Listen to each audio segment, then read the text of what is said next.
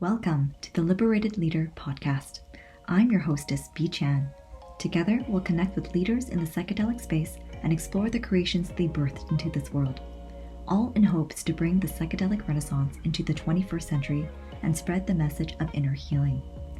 Because when we heal ourselves, we heal the world. So, let's get liberated. Hi, everyone. Welcome back to another random reflection. I'm just going to start off with a quick disclaimer. I'm not giving advice. I'm just dispensing knowledge that I acquired through my own personal experiences, and your mileage may vary. So take what you want from it and discard the rest. Okay. For this random reflection, I want to talk about something that's a little bit different, and it's been on my mind for a little while. And I have to say, I still don't really have the answer. So this is more of a food for thought, something to chew on type thing. And if you have any great ideas, I would love to hear from you to see how, we can kind of combat this together. So I want to talk about the notion of anti-capitalism in the overall wellness and healing space, which encompasses certain parts of the psychedelic industry. So if you were like me and you were not paying attention in social studies class, let me just quickly give you a background on what capitalism is versus, the other models, I guess. So capitalism describes an economic system in which wealth or capital, which is another word for wealth, was owned by individuals for their personal profit. And socialism is a system that's different from capitalism. So socialism is where groups of people should own and regulate the economy for the benefit of all the members and not just a few. Right? And the third kind of key concept here within this whole notion of economic systems is communism, which is a system of collective ownership in which individuals do not own private property and work together for the benefit of all community members. So the word communism was adopted by Karl Marx back in the 1850s. So for example, countries that run a communist model would be China, Soviet Union, North Vietnam, Cuba, North America. So those are the different definitions of it. And I think the reason why for me, I'm not that politically savvy or invested is because, I did not pay attention in school. And secondly, I wasn't really forced to look into it because I travel so much that I didn't feel like it really affected me. I just didn't really have to look into it, right? Because the different countries that I was in, didn't have voting rights. I wasn't part of their, wasn't a citizen there. And so if I didn't like it, I could just leave, right? And another thing is, in the future, as our workforce globalizes, becomes more globalized, and people are working remotely, what will happen then, right? Do these systems still hold? Can they still work within this new future situation that we're going to have? So quickly here, I do want to talk about how that is related to our healing or psychedelic space. So on one side of the equation, we have people who don't really understand why. Not that they don't understand why, but they agree with and advocate for not charging for their services or for the medicine, right? Because how do we put a dollar value on something that seems priceless, right? And how do we advertise ourselves knowing that the medicine or the lineage or the person themselves doing the work is doing the work and not actually the coach or the facilitator or the guide? And I know that a lot of people in our space, whenever they see a retreat or something like that, and they advertise themselves come and find your miracle, that's such a huge turnoff, right? It's almost like the bad rap that e-commerce has nowadays with, satisfaction guaranteed and I don't know, some sort of a Western infomercial type thing. And that's really far away from the roots and where it actually did come from. And on the other side of that equation, I think it's really tricky, right? Times are changing, culture is evolving. And I think a lot of these sacramental plants come from a long line of traditional use in a culture or in a village where the model is very different from the Western society where capitalism exists today, right? I think,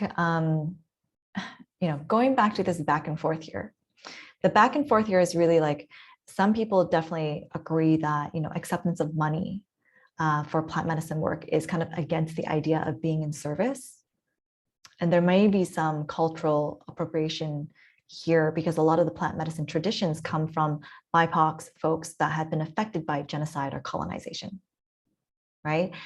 And they did not live in a capitalistic society. And so there are different forms of reciprocity for those that offered plant medicine work. So they were taken care of in ways where basically we have to take care of ourselves. How we take care of ourselves today through money, they were taken care of in other ways. And so I feel like we're trying to fit this very traditional model that worked, right, in South America, in the indigenous, villages and whatnot, into today's modern capitalist society, and it doesn't work. And we're seeing a lot of that not working right now. So what is the answer? Honestly, don't know. But I do think the real issue here is making sure that it is accessible to folks. Plant medicine and healing work is accessible to folks that may not have the means to afford ceremonies or integration sessions, especially from those marginalized communities like the BIPOC or the LGBTQ+. So kind of ensuring equitable reciprocity to both the facilitator and the participants, I think would look really different for each person in place. I do want to draw attention on, our own individual relationship with money. I think my situation is not uncommon. So I'm a second generation Chinese Canadian, meaning my parents immigrated from Hong Kong, China, and I was born in Canada. And my mom grew up in poverty in communist China, where basically financial scarcity mindset was there. And it was like passed down and taught to me as I was growing up. Now I'm aware of that. And I feel like I'm a lot better than I was just a few short years ago, but I'm still working on my money blocks. And I think, a lot of people are in the same boat. A lot of people who are doing facilitation, healing, coaching, guiding work, we are in that same boat where, our parents were fighting about money, or, we're told that this is too expensive, I can't afford this, and so on and so forth, that we were taught, that we were conditioned to think like that. And therefore now, when we go on to do this work for other people, we still have to work through that ourselves, right? I mean, I would love if our community actually evolved and everybody's in the 5D and money and capitalism doesn't really matter anymore. However, today, we still live in the 3D. We still need to make money because there's still bills to be paid, and capitalism isn't going to go away overnight. So this is something that we need to deal with. This is something that we need to handle. And I think one way to handle it is actually to beat it at its own game. And what I mean by that is, I think these tremendous guides and facilitators and coaches and healers in the wellness health space, I think it's time for them to get more sophisticated on how to run a business, right? You don't have to do it all yourself.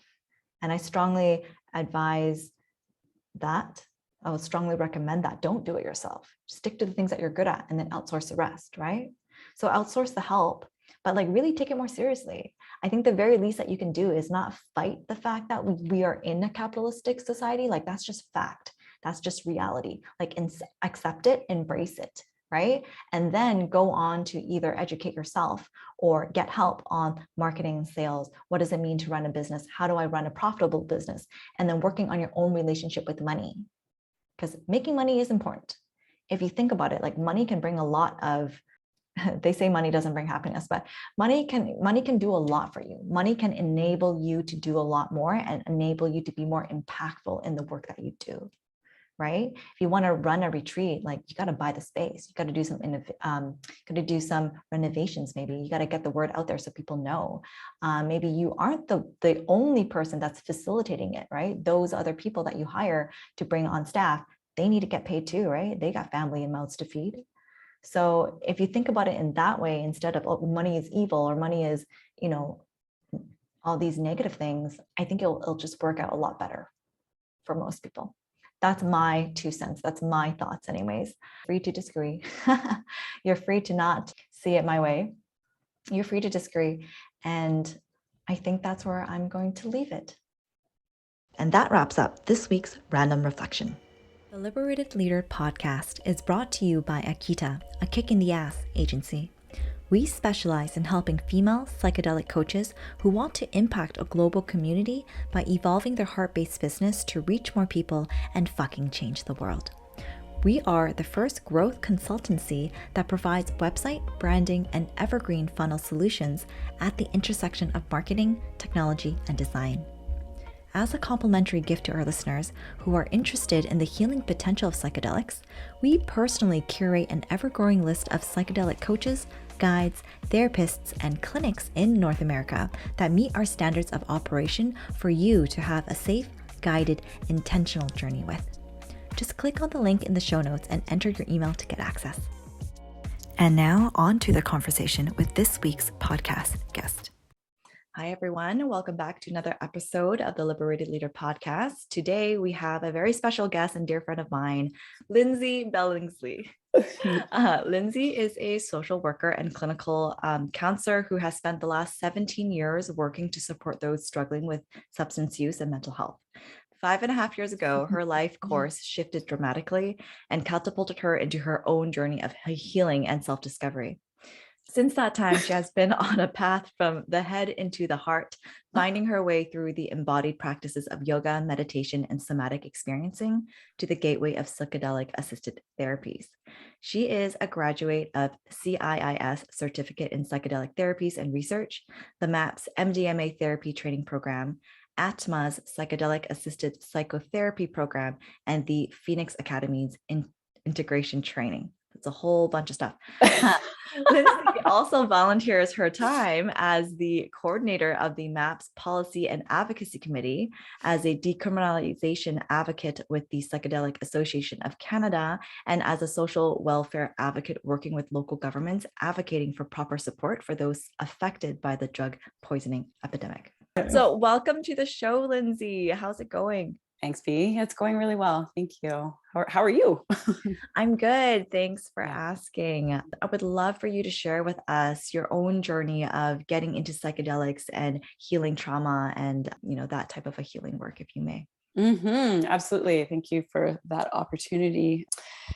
I mean, really, the crux of that journey started about 5.5 years ago when my life kind of blew up all around me. I think in retrospect, there were a lot of warning signs to that, but ultimately, until it actually happens, you don't believe it's really happening. And so that moment, there was about a 6-month period there where my marriage ended and a friend of mine died suddenly out of nowhere. A client died out of nowhere as well. My grandmother was diagnosed with terminal lung cancer. She also passed in that time too. And generally, my work-life balance was in an absolute shambles as well. So work was totally overloaded and I was burnt out everywhere in my life. And so my life realistically burnt to the ground all around me. And I was left with a hot smoking mess to try and move through. And a lot of people really questioned me during that time. They questioned, I went deep and I went far away from who I was in order to find who I actually am. And in that process, I came into contact with meditation, and that really deepened my awareness, and also into yoga. So in the middle of a Vipassana retreat, I found myself experiencing a ton of physical pain that realistically was the manifestation of my emotional pain in my body that I had been storing. And so it was only in sitting for 10 days silently meditating that there was room finally for my body to express what it had been holding on to for my entire life at that point. So in that moment, I went, holy crap. If this is what I'm holding in my body, what do my clients have that I've been working with that they're holding in their body that talk therapy just isn't accessing? And so it was in that moment that I sort of dropped. There was a mic drop moment for me. And I walked away from a lot of the clinical training that I had done and into an exploration of the embodied practices and where trauma really lives as energy in our body, stuck, causing symptoms, causing pain that we simply don't have the tools usually to recognize and to do anything about to facilitate true healing. So Vipassana was really sort of my entry point into that, and then yoga teacher training. And so just deepening into actually being in my body instead of being in my head, because I'd spent a hell of a long time living in my head. It's really safe up there, but not very comfortable. So, so that was probably like the first 3 years. And then I'll do the cliche thing and I'll read Michael Pollan's book, How to Change Your Mind. And the last half of the book is all of the research that speaks directly to the heart of the people that I support and their suffering. And I was so enthralled and absolutely excited to see some of what was being reported, that I thought I have to look at this more intensely. And so I threw my application in with the California Institute of Integral Studies with their certificate in psychedelic therapies and research, not thinking for a second that I would actually get in, to be totally honest with you. And it was a beautiful moment for me because I put my professional history on there and all of my shameful personal history and what I had overcome and been through.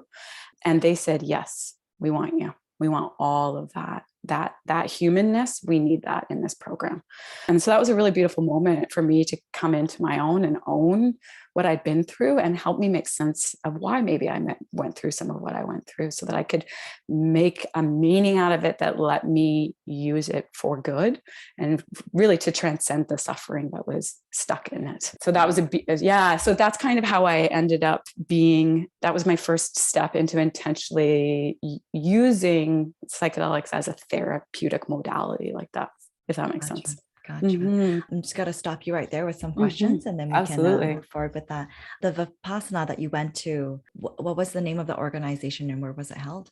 That Vipassana, so Vipassana is like a giant world organization. And so the particular one that I have attended twice now is in Merritt, and it's called Dhammasarabi. And so you can find, if you go on the Vipassana website, then they have a list of where they have centers all over the world. So you can actually travel to, far off lands and, participate in these, and it's all run by donation. And so it's free for you to go and attend. And so you attend, and then afterwards, if you have the space or feel called to, then you can pay what you can by donation. It's a really beautiful system, and the food is fantastic. I've heard about the one in Merritt, BC. There's also one on the island here that a lot of people in Vancouver go to. Mm-hmm. And I was like trying to see if I could book it like a couple months in advance, but like no, they only allow you to register up to like maybe a month or two in advance. Yeah. And so I was looking at, because I'm going down to Mexico soon, I was looking at where in Mexico do they have it and if I can go. And there's actually one in Oaxaca, which is where I'm going. No way. But because of COVID, they're not opened. Oh no. Yeah. So I'll have to wait until I come back in the summer here, and then I can go to the one in Merritt. I have heard super, super good things about it. So super excited. Yeah, it was a beautiful experience. Actually, the teacher that I had was phenomenal, because I remember I had this moment where I was sort of embarking on this spiritual journey and wondering, do I have to lose who I am in order to fit into this world? Like, can I swear? Can I like be gregarious? Like what happens? And so I remember going in there because everyone's silent and quiet and doing their thing. And I went and asked Greg a question, the teacher, and he looks at me and he goes, Lindsay, we all have our shit. And I was like, oh, yay, I can exist in this world too, then it's going to be okay. Yeah, it was pretty funny. Question about your training at CIIS. So what was that like? How long was the program? What like, I don't know, modules and stuff do they teach? Maybe there might be some people listening who would be interested in also applying to go to that program too. Absolutely. Yeah. So it's a year-long program. It's essentially sort of described as a postgraduate certificate. It's sort of what you end up with at the end of it. And it's the way they have it formatted is you go and attend weekends, like learning groups, essentially. And so there are about 4 or 5 weekends and a week-long training retreat that you attend as well. And then there's home groups that you're connecting with sort of once every couple of weeks that sort of deepen your learning and deepen the connections that you have with those folks. Which were really powerful for me. I really appreciated that, because in reality, we never actually got to meet face to face because of COVID. And so it was all online. So, I really valued that time and that deepening of those relationships with my home group. And we're all still in touch and really appreciate one another's support now that we're out in the world doing what we're doing. So, and the modules, they cover all sorts of things. They were really powerful, the learning weekends, to be honest. We learned from some of the best people out there and some of the sort of people who are the founders of the movement too. Bill Richards taught classes. We learned from Anthony Blossis, who's, doing a ton of work on end-of-life existential distress. Rachel Yehuda, who does work in epigenetics and trauma. We learned from all of these beautiful humans, all sorts of things about ayahuasca, psilocybin, the Mazatec traditions of, the mushroom ceremonies. So they really did a good job of like keeping it. Yeah, there's academic stuff that you need to learn, like the chemical compounds and all of the interactions. And there's also room for, oh, by the way, we have to honor that there are a lot of different voices that have been bringing this information forward. And really, we're actually only here and privileged to have this information because Indigenous people have kept these practices alive, and because people have risked their livelihoods to maintain these practices, even in the underground over the last however many decades that we've had. So I think they did a really nice job of sort of covering a wide variety of topics and really honoring that there's a lineage to this work too, and trying to bring that forward, despite the fact that we're now really focused on the academic research kind of portion of it, which can somehow, oftentimes that feels really devoid of actually the roots of the medicine and what many of us feel it's here to do. 100% agree with that. It's sometimes can be quite prescriptive, I find. Who would you recommend this program for? And also, what are the, I guess, prerequisites or requirements to be eligible? So a lot of these training programs are quite cost prohibitive. It's and time intensive. So that training program is certainly not on the cheaper end of things. If I remember correctly, it was about 10,000 US. Yeah. So, I would say realistically at this point, it's you need to have a master's degree as sort of the minimum. I believe if you're a nurse, then being a registered nurse is sufficient. I'm not 100% sure on that though, because I'm not a nurse. But there, it was quite a list of remarkable human beings in my cohort when I ran down it, with a lot. There were certainly people who had a long list of letters behind their names and academic institutions. And I was a little bit overwhelmed to be one of two people from Canada. And I'm like, who's this kid from Canada at UBC who's not got Harvard or some other well-known institution behind their name? I'm like, okay, well, we'll just do this and see what happens. But, they invited me in, and there must have been something there. So I trust that. And that speaks to sort of who they're looking for too, right? They're not just looking for folks who are in the academic world. They're looking for people who are well-rounded and who have an understanding and a commitment to learn too, and to unlearn in that process.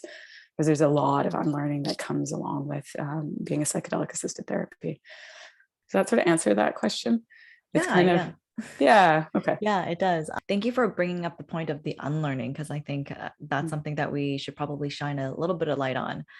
Lots of unlearning that can be applied to life too, right? Like all of the societal conditioning, things from our parents and our friends and our teachers, where, they probably taught you that out of, good intentions, right? Not knowing that it may not serve you. But then you come to the realization yourself that, oh, this isn't what works best for me. Okay, now that you're aware, how do I, the next step would be like doing the deconditioning. Right? Yeah. Well, and the deconditioning is so huge, because for me, deconditioning actually is the route back into alignment with the truth of who you are versus who you've been told you are supposed to be.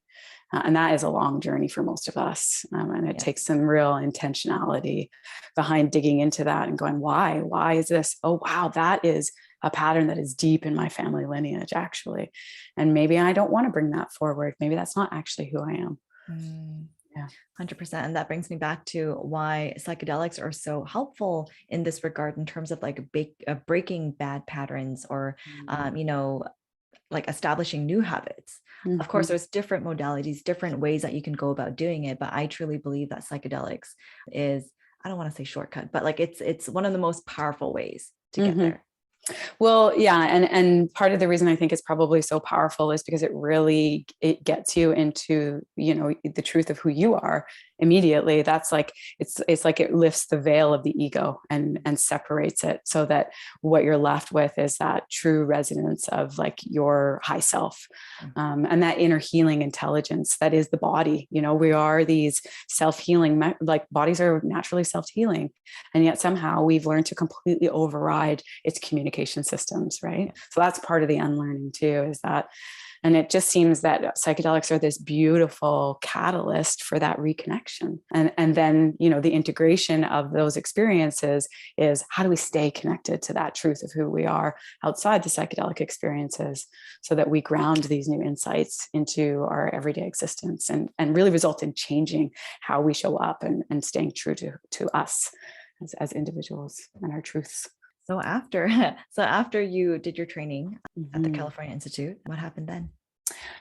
Yeah. So, I mean, all throughout that, you're doing all your explorations, and you're learning all of this, and you're deepening into these conversations, and all these beautiful humans are coming up who are doing the same work as you. So that's been really fascinating to witness. It was nice because folded into the CIIS training was the MAPS training, the MDMA therapy training program. So, when I say that training costs $10,000, it's also important to hold in the space that the MAPS training is $5,000.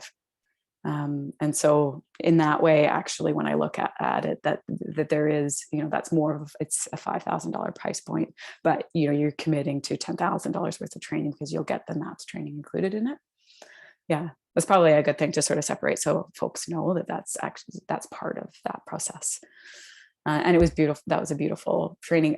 I really think that the MAPS training actually for me really cemented my commitment to facilitating this kind of therapy too, witnessing the change that people were able to engage in such a short amount of time in some of those training videos, whereas absolutely magical to see, the people able to, their nervous systems were soft enough under the medicine that they were able to go into these really dark places that the nervous system prior to that had kept them far, far away from. Anytime they try to go into these memories, the nervous system will kick into survival mode and shut down, dissociate, get anxious, and really cause you to stay away from anything that's going to distress as a survival mechanism, not as a chosen decision point that you make as an individual, but that your system sort of overrides your thought processes to keep you safe.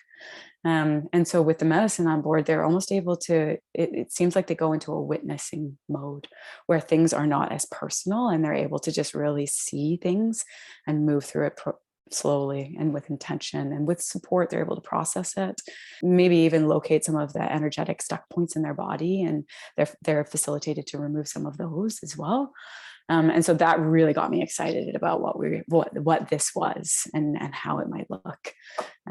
So that kind of continued, and over the course of that, I was like, well, how do I get more involved in this? So I looked at volunteering with MAPS Canada, and there was an opportunity. The Drug Policy Committee really seemed like an interesting spot to hang my hat, because it's an avenue that's constantly changing in some ways, but needs a lot of advocacy and push in order for it to keep moving in the direction that we want it to.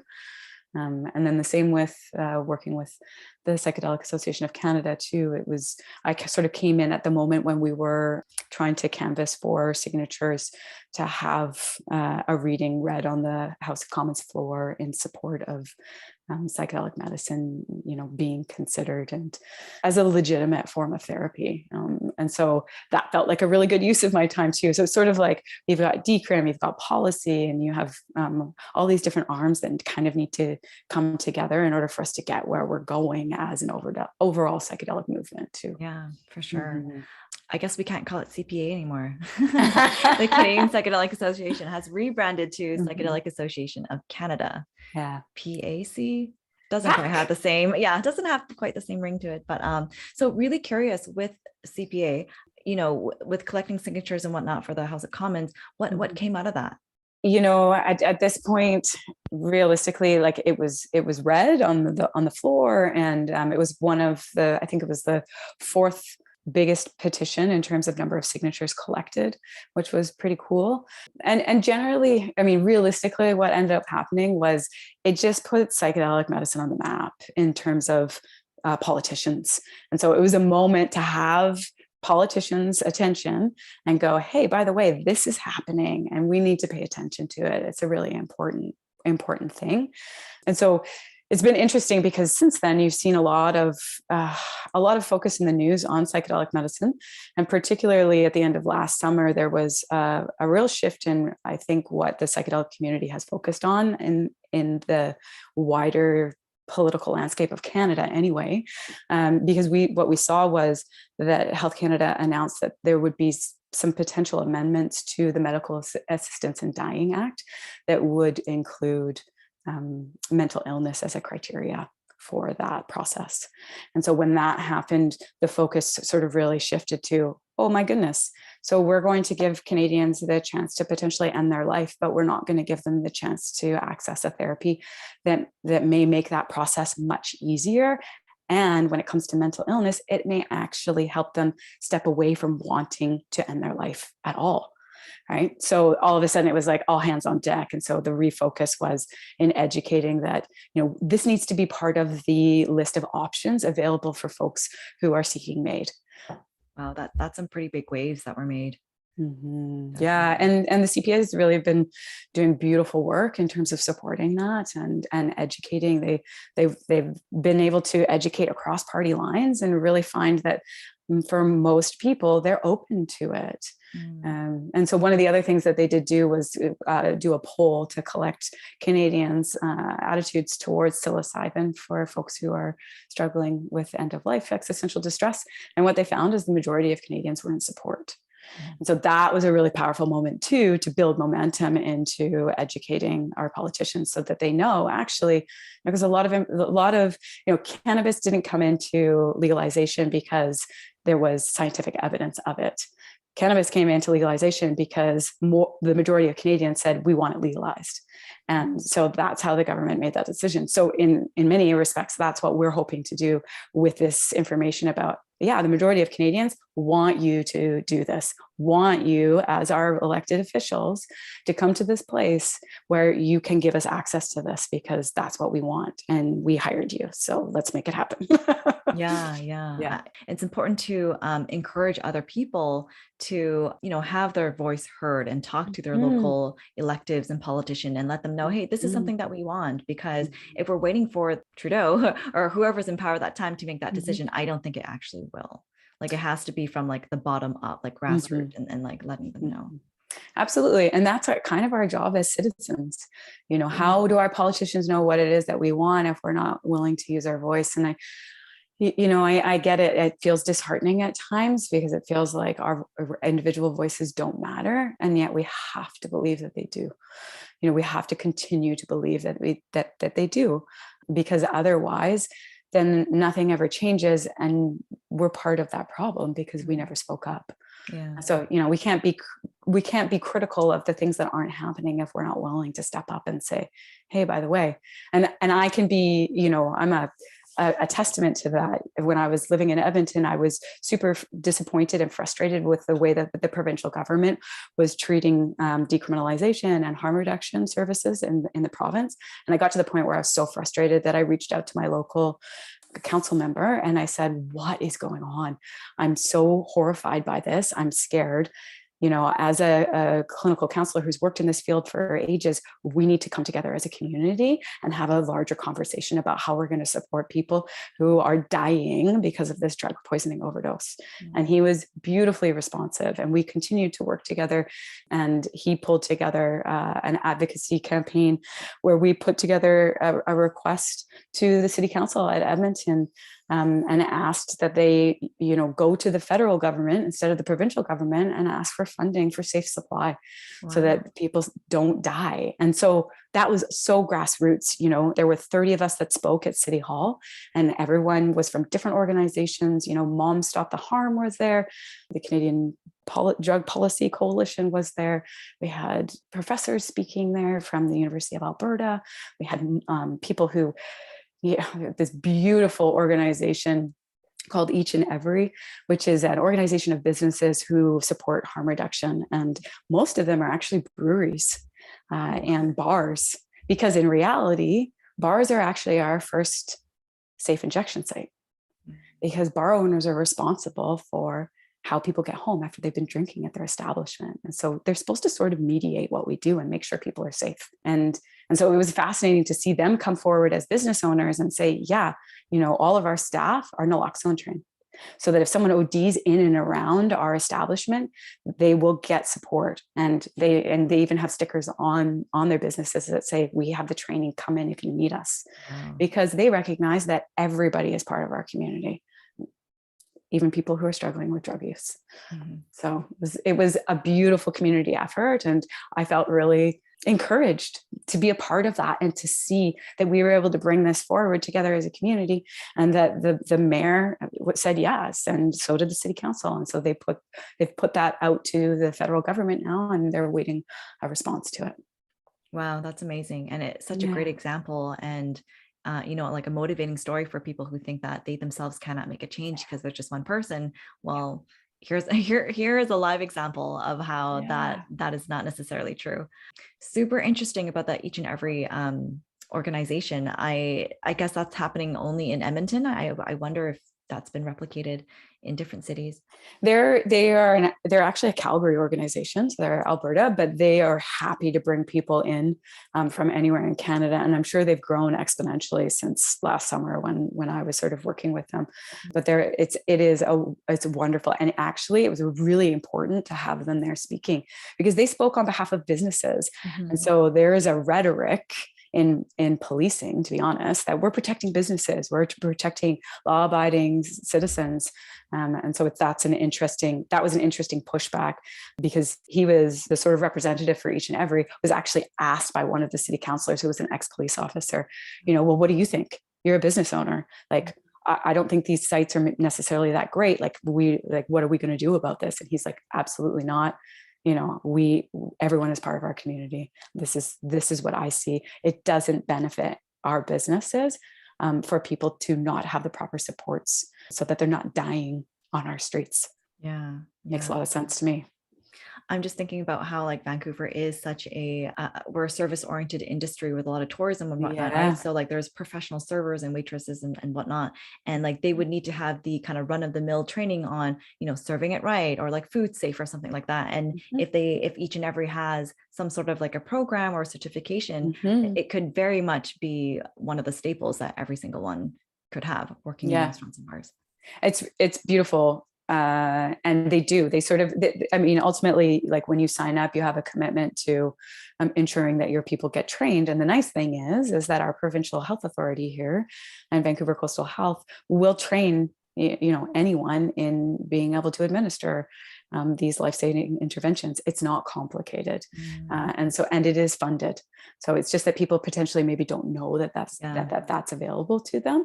And so it would be a beautiful thing to see some of the, maybe, the Vancouver business associations, or specifically some of the breweries. And in fact, you're making me think, I actually have a connection into one of them through a dear friend of mine, and I'm going to reach out to him and ask about that. Yeah, that's amazing. Yeah. So would anyone, anyone off the street, like a normal citizen, be able to sign up for that training with Coastal Health? Or it's been a long time since I have worked for Vancouver Coastal Health, so I'm not sure how that is structured at the moment. But you can do some Googling. You can do some Googling. It shouldn't be that hard. I know in Alberta that pharmacists were, like, Pharmacy was offering training for folks. So it's out there. So if people want to Google that, that's certainly a worthwhile cause. What's a search term that we should be Googling? stopoverdose.gov.bc.ca. And the information is there. And so after your training with CIIS and MAPS, so what happened then? And then when did you go into like ATMA and Phoenix Academy training? In the midst of all of that, I did a thing and moved to Edmonton, which everyone went, okay, you've been to 47 countries in the last 10 years. Why is it that you chose the frigid north of Alberta to go and hang out in after sort of returning from a lot of traveling and training and all this kind of stuff? And realistically, my only answer to that is that I was following nudges. And there was my meditation teacher was there, my meditation community was there. I had a couple of close family members that were there that were going to give me a soft landing. And it ended up not being what I expected it to be. The meditation studio closed because it was COVID. And I was super isolated. And, for most of the 2 years that I lived there, I only knew the people that I went in knowing.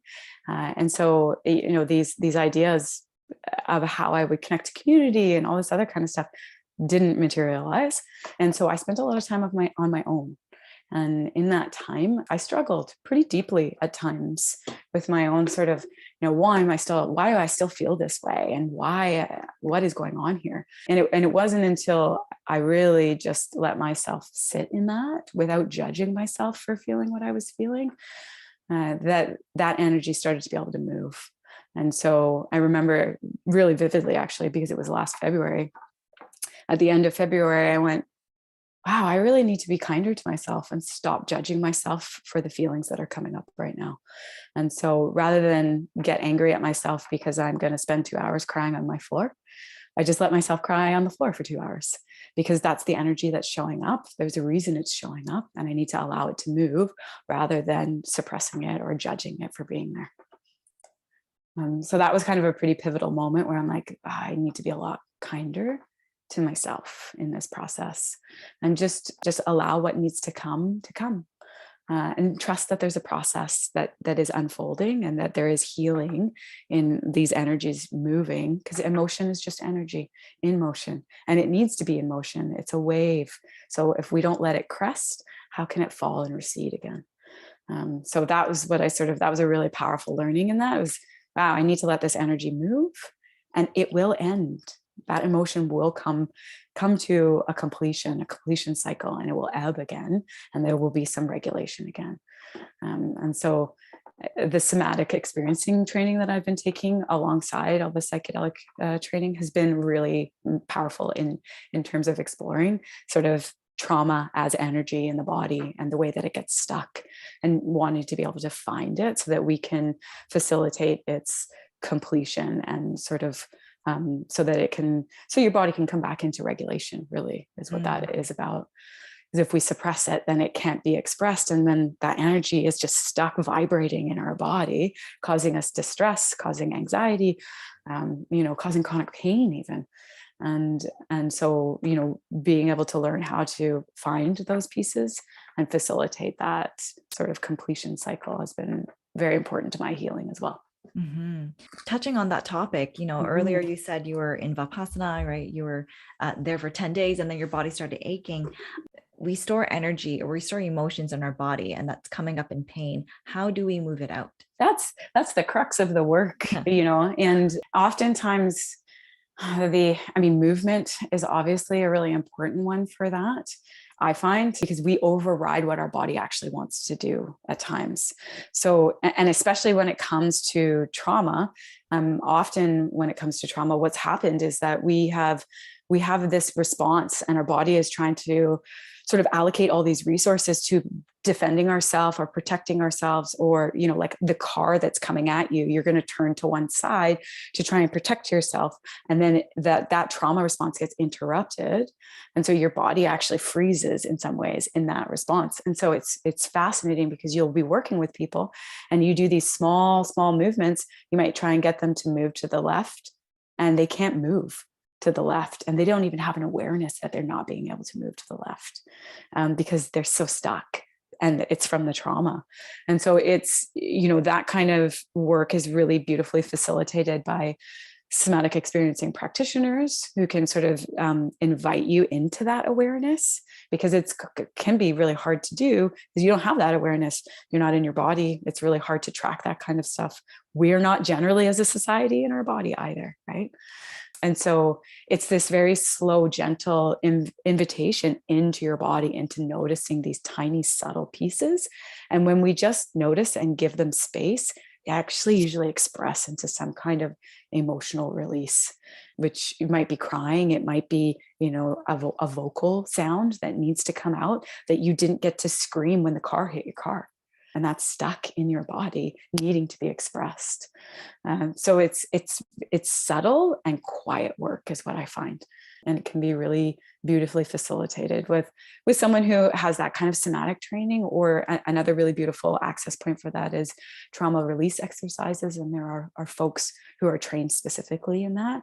And it's sort of a series of exercises and breathing techniques that actually bring your body to tremor, so that you can tremor out some of that stuck energy from those heavily charged moments in your life that are connected to those traumas. That's a really interesting point, because one of my questions would have been, so if I, do meditation, do yoga, exercise in the gym every single day, can that help me, or is that me kind of like sloughing off the emotions that are trapped in my body? Or do I have to do it in a very intentional way where maybe, I don't know, I'm brought back to the trauma, or like I'm Right. in a state where I'm, there, and I have to intentionally work. From a somatic experiencing sort of perspective, they certainly will take you into those memories, into the story of whatever is attached to that, but really slowly, because there's no point in your system getting flooded and going into fight, flight, or freeze. Because that just freezes the energy again. There's no movement in that place. And so it is more of a quiet, it's really what we're teaching the nervous system how to do, is to sort of become activated and then recognize that we're activated and then come back into regulation, because the body and the nervous system aren't used to sort of moving in and out of these activation to deactivation, regulation, and so what we want to do is coach the body to be able to trust that it can move in and out of these places. And we do that really slowly. So you might get a person to start telling their story, and the minute you see an activation, you're going to bring awareness to that and bring their focus back into their body until they come back into regulation. And then you might say, okay, you can continue with the story.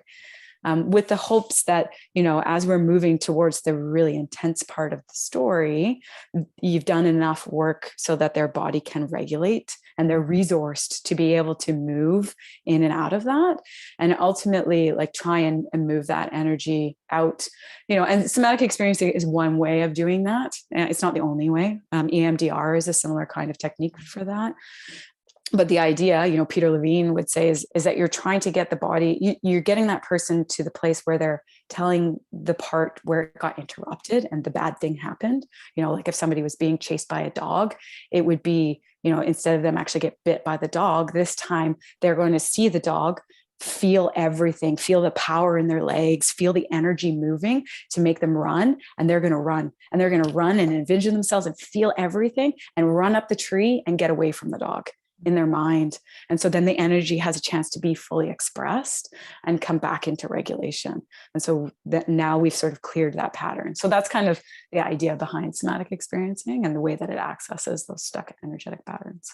Wow, I'm just thinking in my mind where, a lot of, I would say like the average person, whenever something traumatic happens, we just kind of like sweep it under the rug and pretend it never happened. Yeah. Like, right. We would never like go back to it and try to like alter the ending or like, something like that. And imagine the world a whole lot better if the majority of people knew how to do that. Yeah.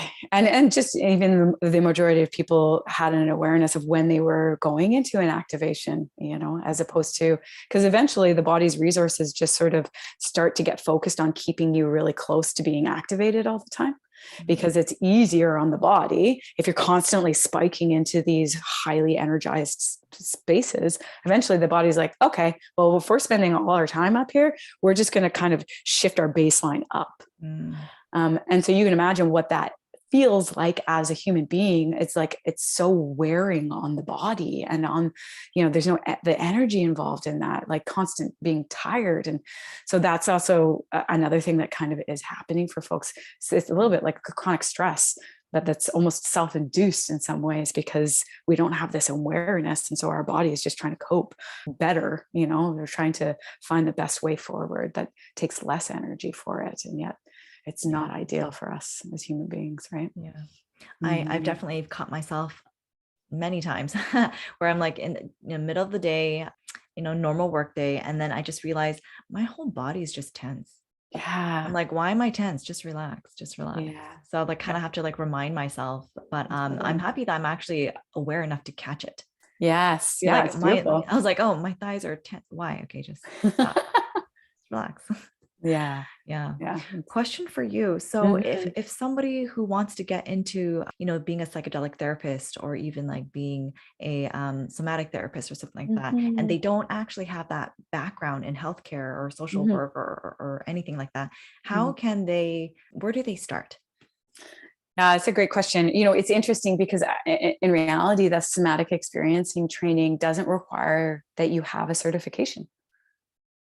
So that you can come in and start as you are. And in fact, a lot of people who do come in to heal their trauma. They're not there in a professional capacity. They're there to learn this process. And then potentially, if they want to, then they sort of look at, completing other trainings in order to support that. So in my training, we have RMTs, which is really cool. We have people who are just interested in it.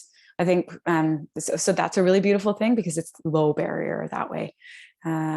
Because there's a recognition too that in this world, I think we're moving towards like experts and credentials, and what does that actually mean in comparison to lived experience, right? And so the two aren't mutually exclusive, but they should be able to play in the same space, because there is an honoring of those people who maybe don't have credentials but have deep experiences facilitating medicine, who are going to be pushed out of this new space that we're creating right now because of that.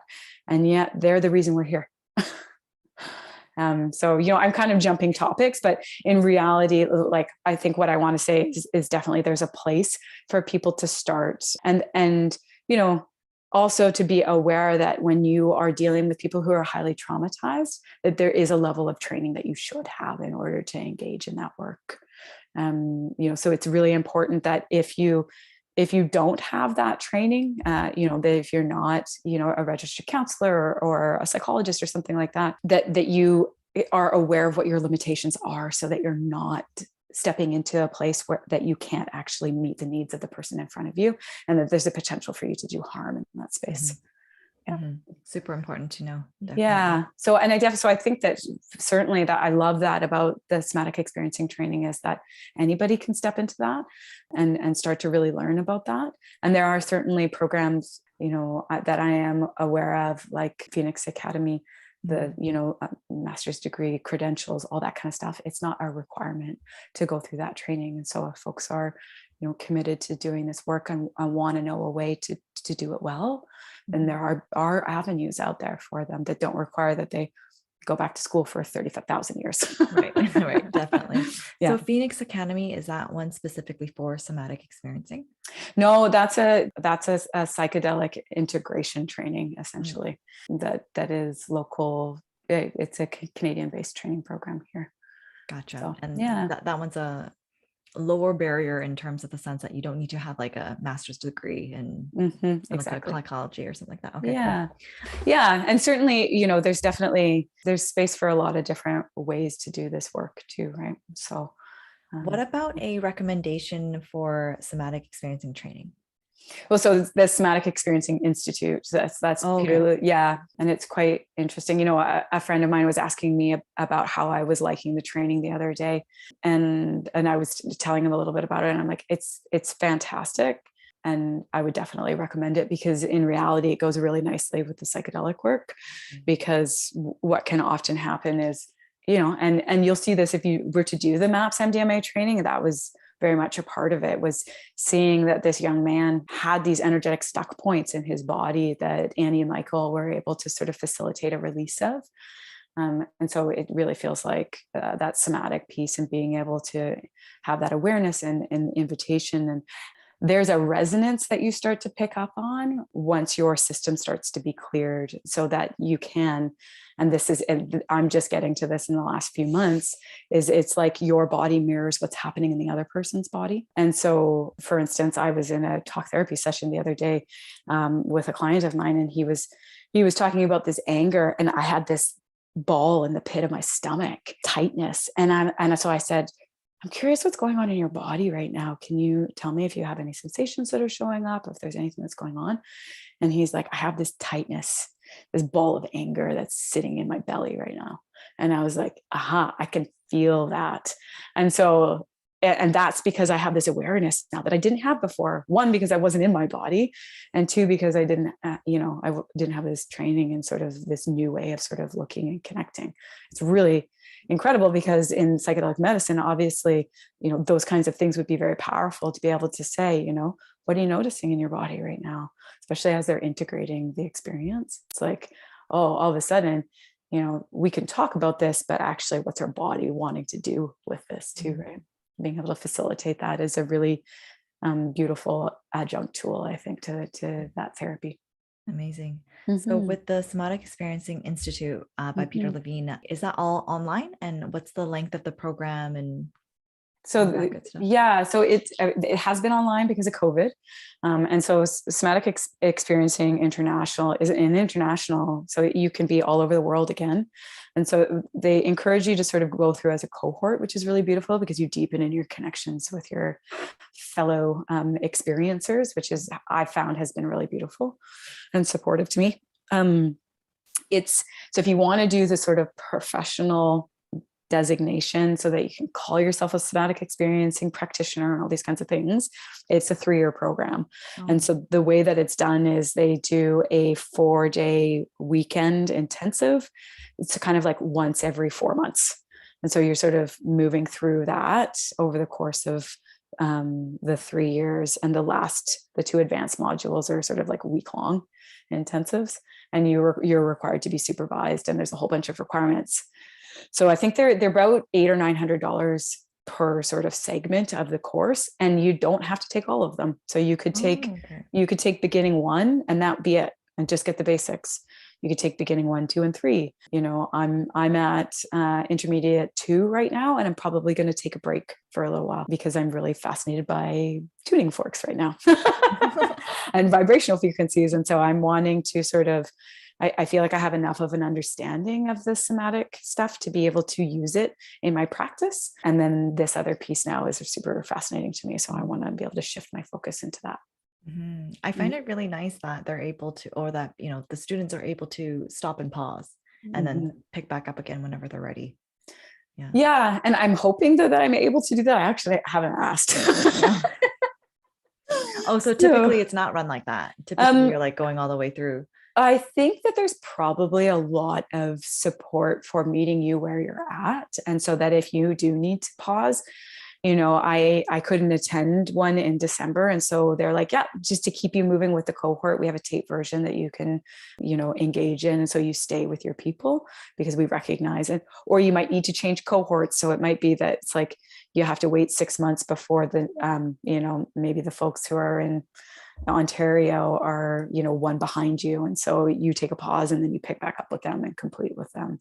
But I think it feels like there's a lot of flexibility to sort of support your learning and where you're at. Gotcha. Sounds like a really great program. Last 2 questions for you. What are you working on right now, and how can our listeners support you? Really sort of my main focus right now is developing a preparation and integration practice in my private practice, and really looking to hone in on supporting folks out in the community who find themselves sort of with questions about how to move in this space, or, with where to go to access.